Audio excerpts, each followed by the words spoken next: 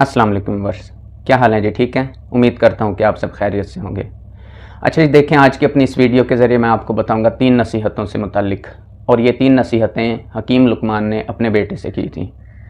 और उन्होंने कहा था कि महज़ ये 3 नसीहतें नहीं हैं बल्कि ये 3000 नसीहतों का ख़ुलासा हैं। और उन्होंने अपने बेटे से कहा था कि इन 3 नसीहतों में से भी आपने 2 को याद रखना है और 1 को भूल जाना है।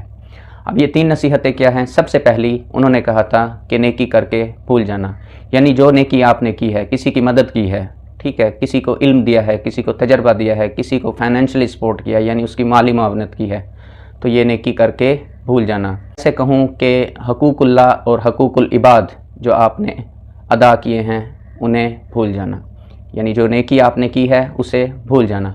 लेकिन आज क्या हो रहा है? आज इंसान जो है नेकी करके, ख्वाह वो हकूकुल्लाह की सूरत में हो या हकूकुल इबाद की सूरत में हो, ठीक है, तो वो क्या करता है? नेकी करके आज उसके ऊपर जो है अपनी बड़ाई बयान करता है, उजब का शिकार हो जाता है, रियाकारी का शिकार हो जाता है, ठीक है। रियाकारी ये है कि इंसान तकब्बुर में मुब्तला हो जाए, गुरूर में मुब्तला हो जाए, अपनी नेकी के ऊपर जो है उसे वो फ़ख्र करने लगे। और उजब क्या होता है? यानी अपना आप अजीब दिखाई देना। कुछ लोग रियाकारी से बच निकलते हैं, लेकिन फिर अगला शैतान का हमला उनके ऊपर होता है कि शैतान जो है उन्हें उजब में मुब्तला कर देता है, यानी उन्हें अपना आप अजीब दिखाई देता है, अपना आप जो है मुज़य्यन करके दिखाता है शैतान उसे, ठीक है। वो कहता है शायद ये जो है नेक अमल सिर्फ मेरे पास है और ये किसी के पास नहीं है, बाकी सब उसे कीड़े मकोड़े नज़र आने लग जाते हैं। वो समझता है कि बस अब मैं ही आल इन आल हूँ, इसे उजब कहते हैं। तो हकीम लुकमान ने अपने बेटे से कहा था कि जो भी नेकी करें, चाहे वो हकूकुल्लाह हो या हकूकुल इबाद की सूरत में हो, आपने उसे भूल जाना है नेकी करके। लेकिन आज लोग रियाकारी का शिकार हुए पड़े हैं, उजब का शिकार हुए पड़े हैं। तो ऐसे लोग जो रियाकारी या उजब का शिकार होंगे, यकीनन अल्लाह के यहाँ जो उन्होंने नेकी की है वहाँ पर उसका कोई अजर नहीं है, कोई उन्हें वहाँ पर सिला नहीं मिलेगा जो उजब और रियाकारी का शिकार होंगे। दूसरी नसीहत जो हकीम लुकमान ने अपने बेटे से की थी वो ये है कि उन्होंने कहा था कि अल्लाह को हमेशा याद रखना, जी अल्लाह को कभी नहीं भूलना, जो कि आज के माशरे का, आज हम मुसलमानों का अलमिया है कि हमने अल्लाह की ज़ात को भुला दिया है, ठीक है, अल्लाह की ज़ात से दूर हो गए हैं।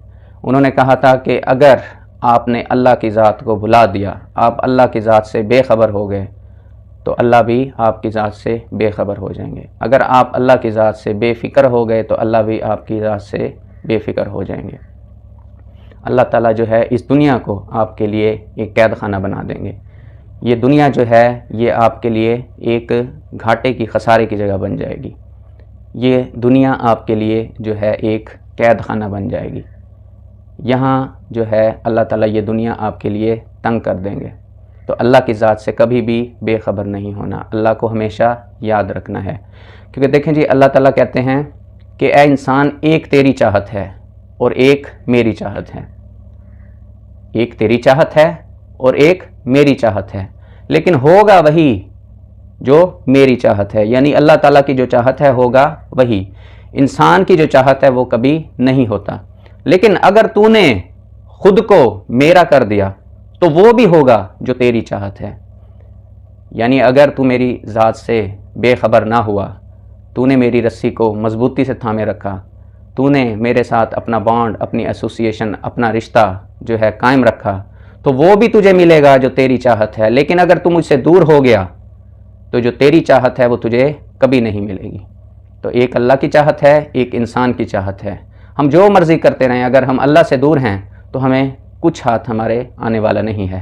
लेकिन अगर हम अल्लाह के साथ अपने बॉन्ड को, अपनी एसोसिएशन को, अपने ताल्लुक़ को, अपने रिश्ते को मजबूत कर लेते हैं तो वो भी हमें मिलेगा जो हमारी चाहत है, ठीक है जी। तो दूसरी नसीहत थी हकीम लुकमान की अपने बेटे से कि अल्लाह के साथ अपने रिश्ते को मजबूत रखना है, अल्लाह के साथ जो है अपनी रस्सी को मजबूत रखना है, अल्लाह की ज़ात को कभी नहीं भुलाना।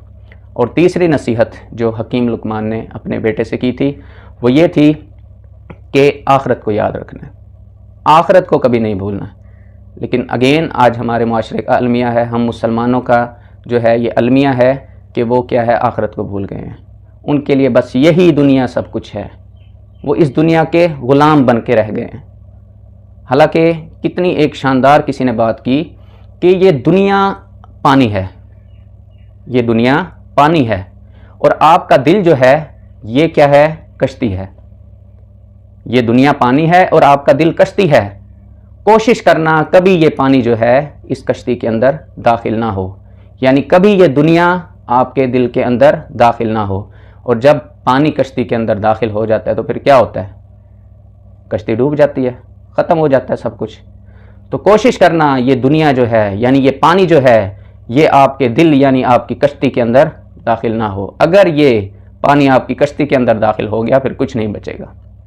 تو آج کیا ہے؟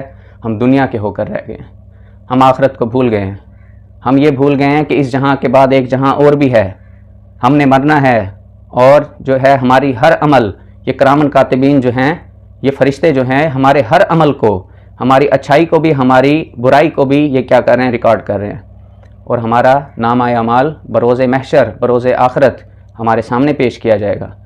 اور وہ ایسا دن ہوگا جب کسی کی کوئی سفارش قبول نہیں ہوگی۔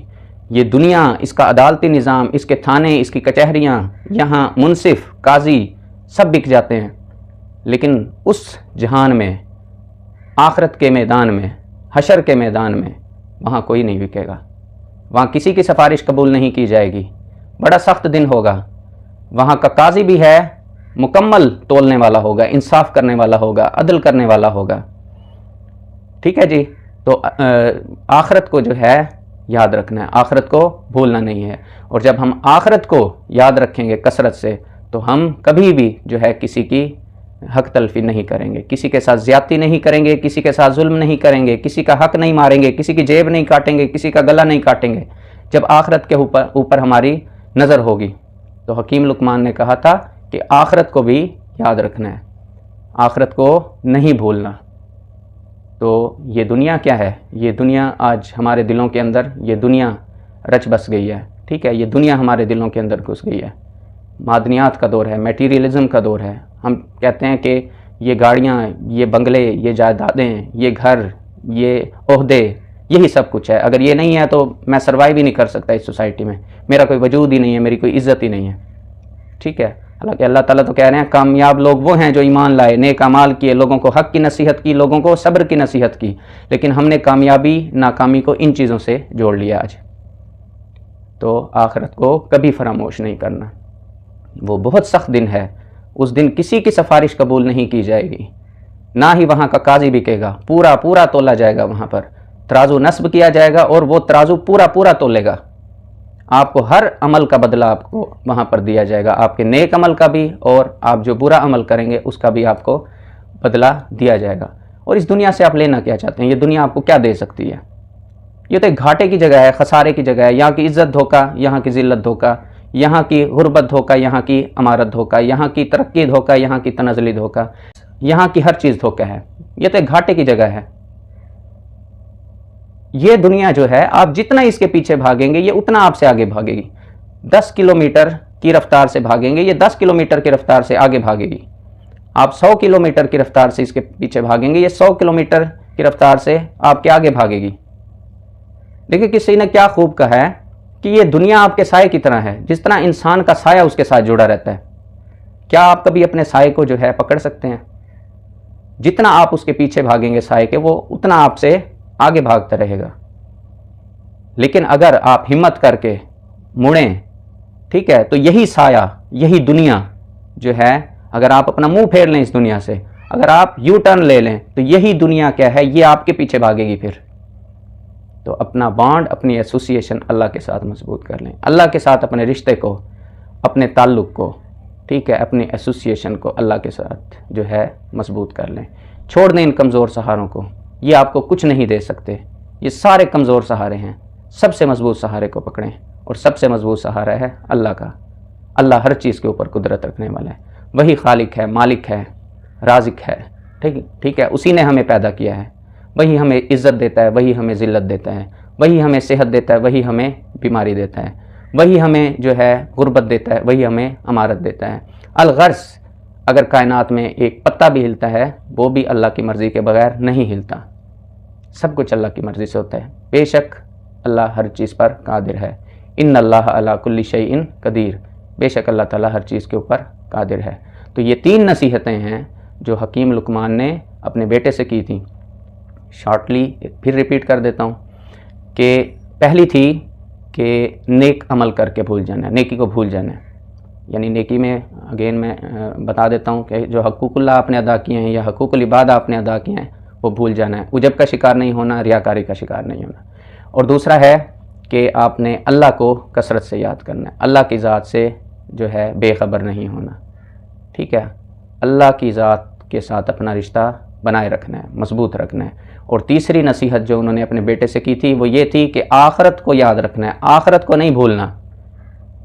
और जब इन 3 नसीहतों को आप याद रखेंगे तो इस दुनिया में भी आप कामयाब हो जाएंगे, उस दुनिया में भी आप कामयाब हो जाएंगे।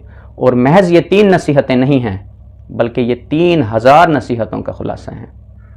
उम्मीद करता हूँ कि मेरा ये लेक्चर आपको पसंद आया होगा। देखिए जी, इस प्लेटफॉर्म के थ्रू मैं आपको एक हेल्दी अवेयरनेस दे रहा हूँ। अगर मेरे लेक्चर आपको अच्छे लगते हैं, इनसे आपका फ़ायदा हो रहा है तो काइंडली मेरे चैनल को सब्सक्राइब कर दें, बेल आइकन को प्रेस कर दें ताकि हर आने वाली वीडियो बर वक्त और बआसानी आप तक पहुँच सके। Thank you so much. अल्लाह हाफिज़।